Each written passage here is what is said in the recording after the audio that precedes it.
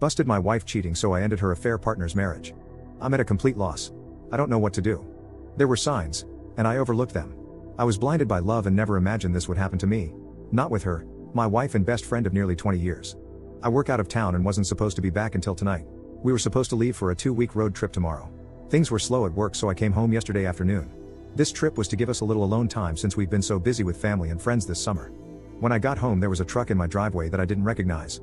My neighbor just recently asked me how I liked the new truck, but I thought he was mistaken and didn't think much of it. As soon as I could see the truck, I got a terrible gut feeling. I love my wife and trusted her completely, but that feeling was there and strong. I snuck around the side of the house to our bedroom window. It was open and I could hear them as I got close. I looked in the window and my worst fear was confirmed. They were right there, completely naked, on my bed. I walked away. I have been fighting the urge to do something that I know I will regret. I'm struggling to care what happens to me at this point. I went to my family's cabin for the night and drank everything there. Today I was on my way home to confront her and decided against it. I'm not ready. All I can feel is anger. All I can think about is violence. I'm not in a good place right now. Not good enough to see her. I'm back at the cabin right now. I have a 60 ounces of rum, and have been staring at it for an hour. I want to get drunk and forget this, but I don't want to get drunk and make bad decisions. I know this is a critical moment in my life and my actions in the coming days will dictate the rest of my life. That's why I'm here. I need help. I'm not ready to speak to family or friends, so I am reaching out to strangers. Fuck this world. Update: busted wife cheating. The amount of support and advice I've received is unbelievable. I actually got choked up just realizing how many great people there are out there willing to help a stranger. It gives me a bit of hope for the world at a moment when I needed it most. The downside to all of this support is that I am struggling to respond to people. I have over 600 private messages unread and several hundred comments unread. I want to say thank you to everyone individually, and I'm going to make an effort to do that, but it won't be quick, so I will just start by giving a big thank you to everyone for your kind messages and helpful advice. It really means a lot to me. I have noticed several comments and questions that keep popping up and wanted to provide clarity in addition to my minor update. If you can't tell, I am feeling a lot better today. The pain almost completely went away. I still feel like I've been punched in the gut, but otherwise I have begun looking to the future. It has been 2 days, so this doesn't seem right to me. Is this a calm before the storm, or am I just freakishly resilient? As for the questions and comments I've received, here are some cliff notes to clarify some things. When I said wife and best friend, I was referring to the 2 roles my wife played in my life. The other guy was not my best friend, or even someone I knew. I didn't get a great look at him, but from the quick glance and seeing his vehicle, I don't feel like this is someone I know. We do not have kids. We were planning to have them soon though. We recently sold our house and were set to move closer to my job in September when the new owners take possession. I am going to thank my neighbor, but I'm going to do it subtly like he did for me. A lot of people have been asking me about the signs I mentioned overlooking. Off the top of my head, here are a few. Was texting abnormally late at night. Went for after work drinks with friends, regularly. This was not like her, but I was glad that she was being social. She had yoga once a week but was apparently not paying because one of her coworkers was the instructor and she was helping with setup and cleanup. I also thought she was very inflexible for someone who went to yoga. Unknown caller hang-ups. We regularly answer each other's phones if we are closer to it. Several times she had an unknown caller who would hang up as soon as I answered. We get a lot of spam calls, but usually it's a telemarketer or a debt collector looking for the previous owner of the number. Rarely it's a hang-up. The update is a work in progress. When my brother arrived, we had a good long talk. He has been my true best friend and I realized I need to always remember that and know that he will always be there for me without judgment the same way I would be for him. He really sets the standard for what a true friendship is, even if we fight on occasion. Since I was supposed to be home last night, I decided to respond to my wife's text. We aren't allowed to have phones on site, so it was reasonable for me to only be texting her. She knows it's easy for me to sneak in some texts. I wrote her and said I needed to go to one of my company's remote sites and wouldn't be able to call her until the end of the weekend. I told her that I would cancel all of the reservations and rebook later. She said she could take her best friend with her this weekend to the romantic bed and breakfast on a vineyard that I booked. I knew it wasn't the best friend she wanted me to think would be going. I told her that I already gave it to my brother and his wife since it was non-refundable and they would pay me back in a month. This morning, I canceled all of the reservations except the romantic one. My brother is coming with me. Fortunately, the hotel let us switch from the honeymoon suite to a room with 2 beds. There also happens to be a really nice lake and boat rentals nearby, so this just turned into a long overdue fishing trip with my brother. This means I am free for the weekend. I don't have to write her or talk to her for a few days, so that relieves some stress and gives me more time to think. I am currently in the mindset to get a divorce. I honestly can't see it any other way. My brother is supportive of this, but has asked me to take a few weeks and speak to someone. His wife has a friend who is a couples counselor and is willing to talk to me on Monday. I don't see it changing my mind, but at least it might help untangle some of this mess for me. I am also taking a bunch of the advice on here and starting to speak to lawyers, at the very least to prepare for what I think is inevitable. I want to do this right. I've never thought of her as someone who would try to screw me over, but I also never expected her to cheat, so I think I need to be prepared for anything. Thanks again everyone. I'm going to try to enjoy my weekend as much as possible. Update 2. Busted my wife cheating. A lot has happened in the past few days. I'll start with the less important stuff. My brother, Matt, and I drove nearly 5 hours to the B&B on the vineyard. I really appreciate him being there for me through this. It was more of a venting session than anything, but it really helped clear my head. After spending the better part of the drive whining to him, I just wanted a little alone time while he wanted to go out for dinner. I stayed in the room and he went out to eat and took me back some food. He also managed to rent a boat for the next day. On Saturday we hit the water. The owner of the B&B knew about our plans for fishing and was nice enough to pack us a small cooler of food and drinks. It was their way of making the romantic package more useful for two brothers. It was a nice gesture. Fishing wasn't good. We both caught a couple of trout that we had to release due to their size, so the snacks from the B&B worked out great. We stopped fishing at mid-afternoon and then drove around to all of the vineyards and fruit stands buying food and cases of wine for Matt's wife Jen. That night we went for the biggest tomahawk steak we could find. On Sunday we drove back to Matt's place. He lives in the next town over from me, which is about an hour away from my place.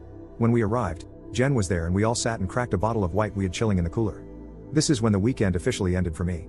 Jen told me that while we were away that she decided to go spy on my wife. She told me that the guy was at my place on Friday night all night, but on Saturday morning she managed to get there just as he was leaving. She followed him home and found the apartment where he lived. My wife stayed over there on Saturday night. The same time she was sending me text messages saying she loves me and misses me. Jen said that she was splitting her time between visiting family who live in my town and stalking my wife. She said that she happened to catch my wife leaving his apartment on Sunday morning and took a few pics of them hugging and kissing before she got into her car. I don't want to see them. That pretty much sealed the deal for me. I don't think I could ever trust her again if she can turn it on and off so easily to tell me she loves me while being with a different guy. Still, I decided that I am not going to jump to a knee-jerk reaction based on emotions. I need to remain calm and level. That's when Jen told me that Sharon was coming over for dinner. Sharon is the counselor that Jen set me up with an appointment for. To clarify, she has never met my wife and this was my first time meeting her as well. Sharon was a very nice person and we got along great. After dinner, Sharon and I went for a walk around Matt's neighborhood to walk the dogs and have a bit of a private conversation.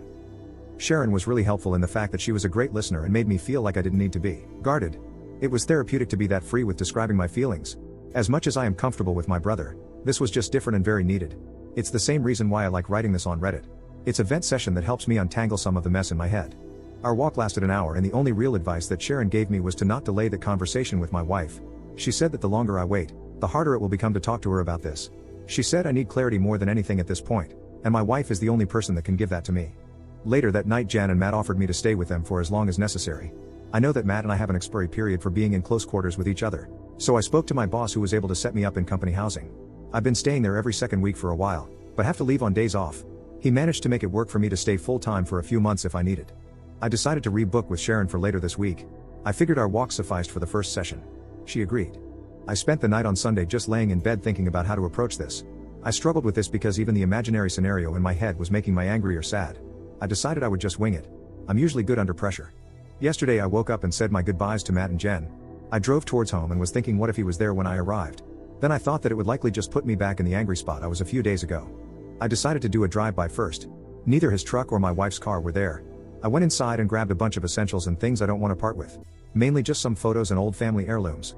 I got them all packed up in my truck and then headed over to the guy's apartment. Her car wasn't there either, but his truck was. I decided to write her to see where she was.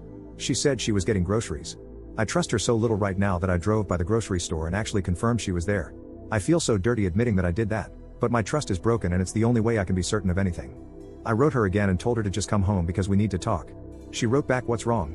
I just responded and said she needs to be ready to be honest, and then turned my phone off. She got home 15 minutes later.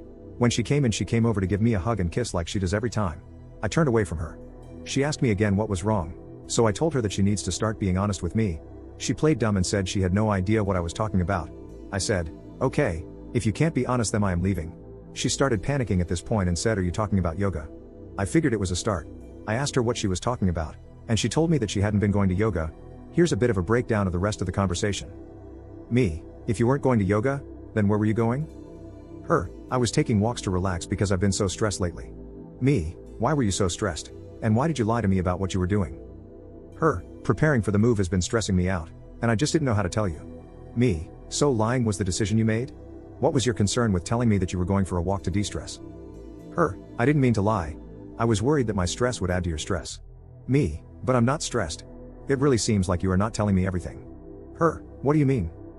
Me, I think that you're lying about more than just skipping yoga. I am asking you again to be honest.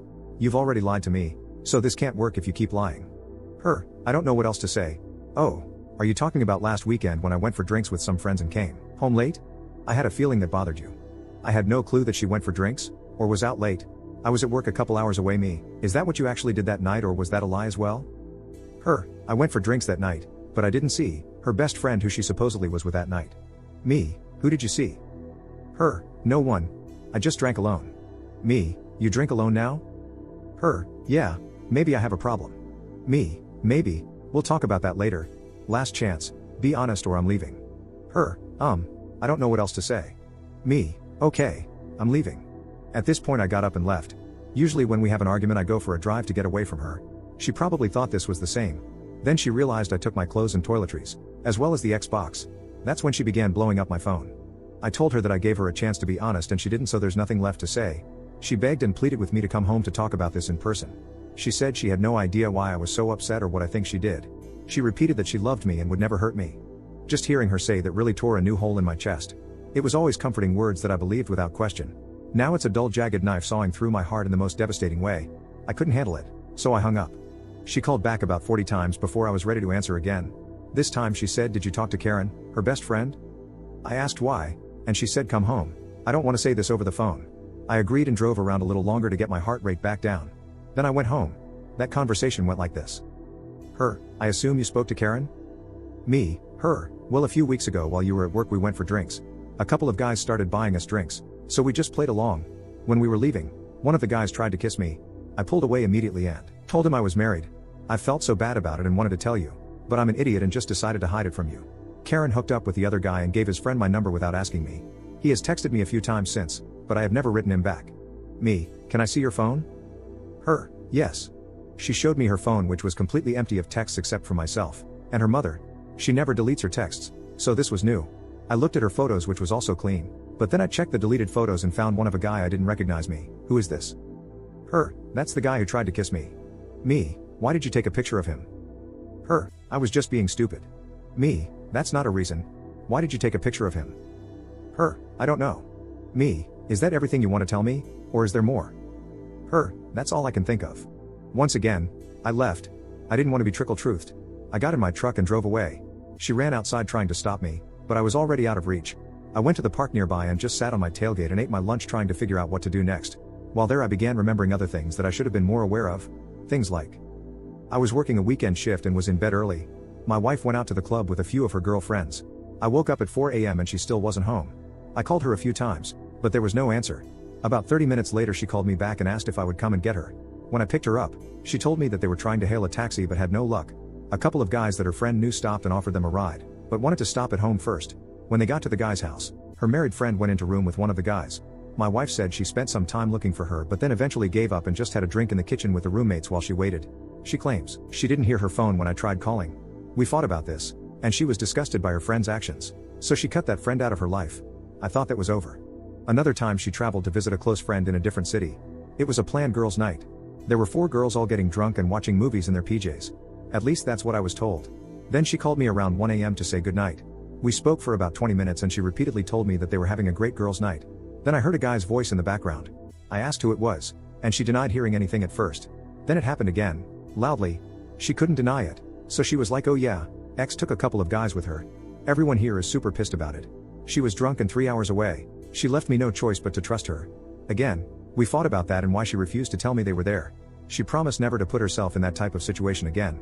Clearly that didn't stick. After remembering all of those things, and the conversations we had about them, I was ready to give this one last shot. I turned my phone back on and almost immediately it rang. I answered and she was screaming for me to come home. I drove back to the house. I walked inside and was immediately confronted by her bawling her eyes out. She was sitting on the couch repeating, "I'm so sorry. I'm so sorry." I asked her sorry for what? She began rocking back and forth like a crazy person. It took her a good 5 minutes to catch her breath enough to speak. Her, I lied about the guy who tried to kiss me.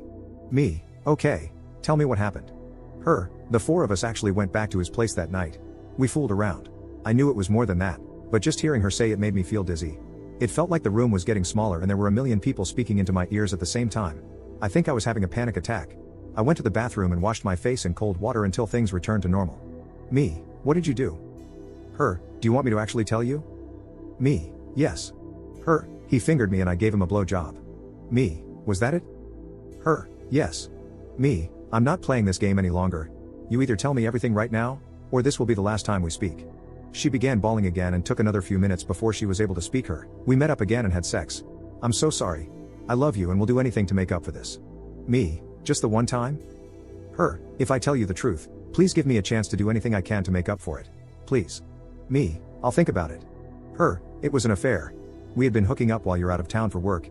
It's been going on for almost a month now. He is married and they are about to get divorced. Me, does he know you're married? Her, yes. Me, if he's having an affair because his marriage is failing, does that mean you think ours is failing? Is that what you told him? Her, no, I don't think ours is failing. I'm so stupid. I hate myself. Please don't leave me. I can fix this. Me, how? Her, whatever you want. Me, if you were in my shoes, or even his wife's shoes, what would fix this for you? Her, knowing the truth. Being able to trust you to mean what you are saying. You can trust me. I screwed up and won't do that again.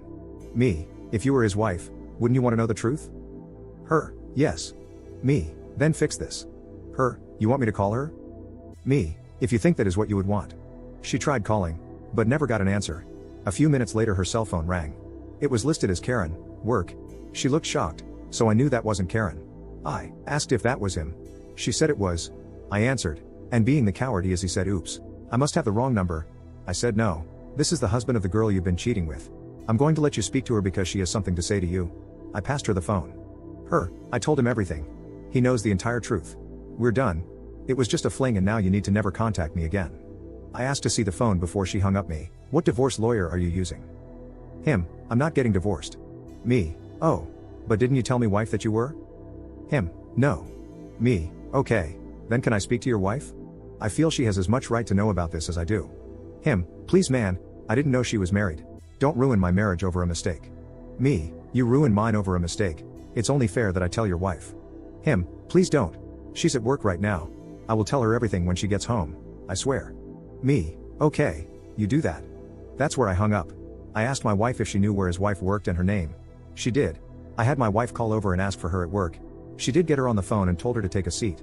This woman said she was just getting ready to leave for the day and she would call my wife back from her car. She did. His wife, what's going on?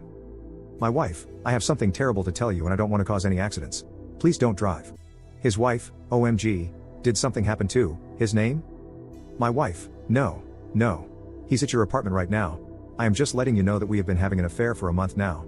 I'm coming clean to my husband right now and thought you should be given the same respect. She went silent for about a minute, then said, if this is some sick joke, I will find out who you are. Then she hung up. Not even 10 minutes later my wife got a text from Karen, work, saying, thanks, you just ruined my life. I grabbed the phone and wrote back, you just ruined 4 lives and 2 marriages. Don't forget that this was your fault, you piece of shit. For the next hour my wife begged and pleaded with me to stay with her. She offered counseling. She offered to never leave my side. She even offered me sexual favors. This was everything that I expected thanks to the comments in here. She then said we should go on that vacation. Her treat. We need time away was her reason. We need to spend some quality time together because my work schedule has been pushing us apart lately. Also exactly what I expected her to say. She wasn't expecting me to tell her that I went anyway.